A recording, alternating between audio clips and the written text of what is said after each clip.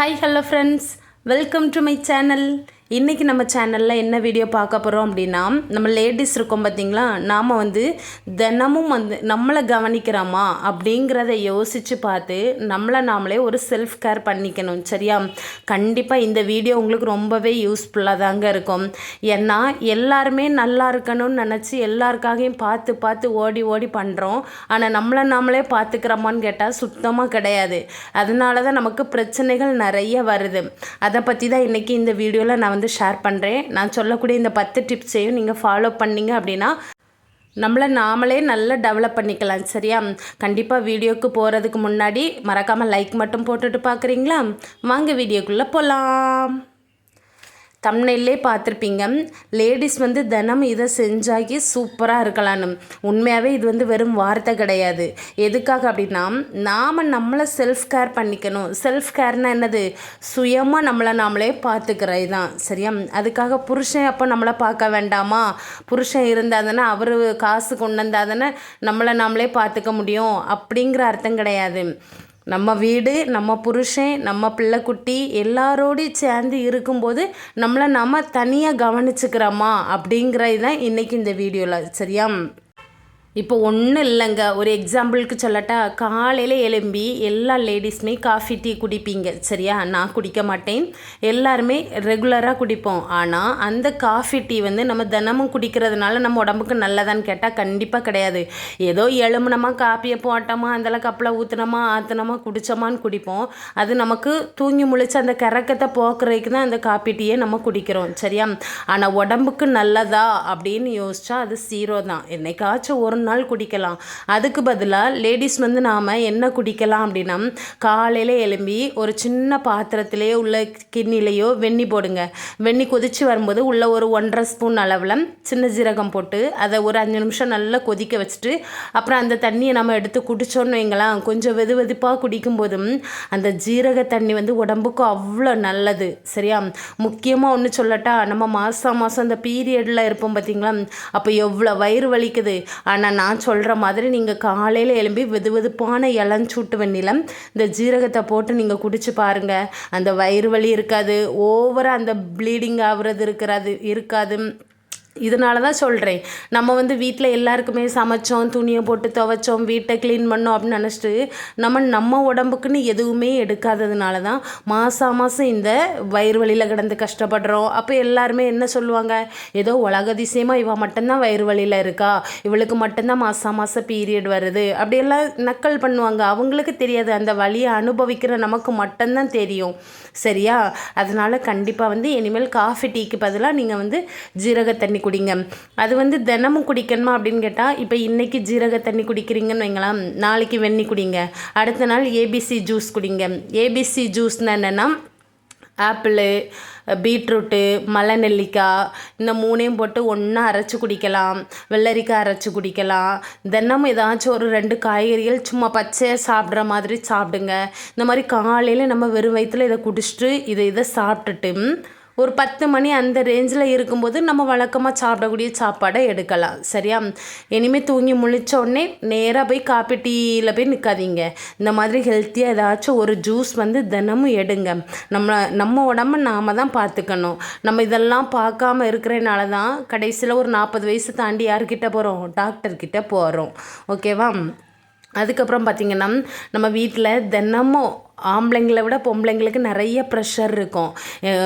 அதுலேயும் முக்கியமாக எனக்கெலாம் எப்படி தெரியுமா வரும், காலையில் எழும்புனதோட இன்றைக்கி என்னத்தை பண்ணலாம், இன்றைக்கி என்ன கூட்டு வைக்கலாம், இன்றைக்கி என்ன குழம்பு வைக்கலாம், அதிலே டென்ஷன் ஆவேன். அதில் வேறு என் புருஷன் அதை செஞ்சுத்தா இதை செஞ்சுத்தான்னு கேட்டால் எனக்கு கூட கொஞ்சம் கோவம் வந்துடும். ஏன்னா அந்த பொருள் டக்குன்னு வீட்டில் இருக்காது. அப்படிங்கும்போது எரிச்சல் வரும். இப்போ இந்த எரிச்சல் நம்ம புருஷன் பிள்ளை குட்டிங்களை வேலைக்கும் ஸ்கூலுக்கும் அனுப்பி விட்ட பிறகு தான் நம்மளோட அந்த கோவம் அந்த ப்ரெஷர் எல்லாமே குறையும். அப்போ இந்த மாதிரி ஒரு மைண்டில் நம்ம இருக்கிற நம்ம மைண்டை மாற்றணும் அப்படின்னா, காலையில் எழும்புனதும் வீடு வாசல் வெளியில் தூத்து தண்ணி தொளிச்சு அழகாக கோலம் போடுங்க. தினமும் யூடியூப்பில் இல்லை ஒரு கோல புக்கு வாங்கி வச்சுக்கோங்க. குட்டி குட்டியாக ஒவ்வொரு கோலம் போடும்போது மனசு நம்மளை அறியாமையே நம்ம உள்ளுக்குள்ளே அப்படியே லைட்டாக சிரிப்போம். புரியுதா? செடிகள் இருந்தேன்னா தண்ணி ஊற்றுங்க. செடியில் பூ பூக்கிறத பார்த்து ரசிங்க. தேவையில்லாத அந்த புல் அந்த மாதிரிலாம் வளர்ந்துருக்கும் பார்த்திங்களா, அதையெல்லாம் பறித்து தூர போடுங்க. பாட்டு கேளுங்க. ஒரு சில பேருக்கு பார்த்திங்கன்னா வீட்டில் வேலையெல்லாம் காலையிலே முடிச்சுட்டு ஒரு 9 மணிலேருந்து 10 மணி வரை ப்ரேயரில் இறங்கிடுவாங்க. நீங்கள் எந்த சாமியை கும்பிட்டாலும் சரி தான், அவ்வளோ நேரம் வீட்டில் அவ்வளோக்கு கஷ்டமாக இருந்தவங்க அந்த ப்ரேயர் பண்ணி முடிச்சுட்டு அவங்க ஃபேஸை பார்த்திங்கன்னா அப்படி ஒரு தெளிவாக இருப்பாங்க. அதெல்லாம் நம்ம வந்து ஒரு நாள் மட்டும் பண்ணாமல் தினமும் நம்மளோட ரெகுலராக பழக்கப்படுத்திட்டோன்னு வைங்களா, கண்டிப்பாக வந்து நம்ம வீட்லேயும் மாற்றம் கிடைக்கும். அதே போல் நம்ம எந்த சாமியை நம்பி கும்பிடுறோமோ அந்த சாமி வந்து முதல்ல நமக்கு ஹெல்ப் பண்ணாட்டும் போக போக பண்ணுவாங்க, நல்லா இருக்கும். சரியா? நான் அதை தான் சொல்லுவேன். அதனால் மனசை எப்போவுமே ஹாப்பியாக வைங்க, ஃப்ரீயாக வைங்க. இப்போ நம்ம இந்த ஒரு செகண்ட் கோவப்படுறதுனால நமக்கு என்ன கிடைக்க போகுது?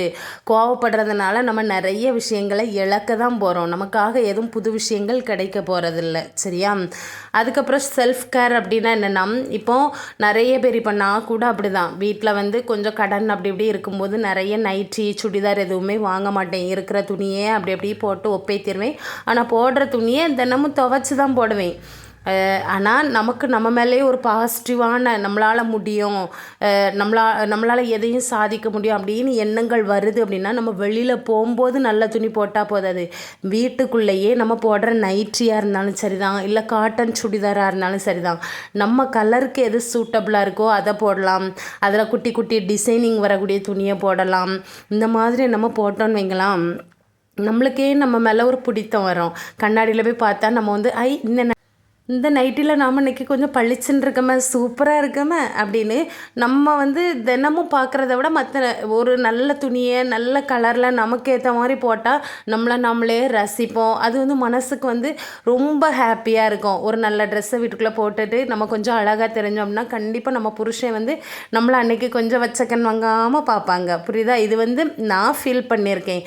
உங்கள் எல்லாருக்குமே அப்படி தான் இருக்கும்.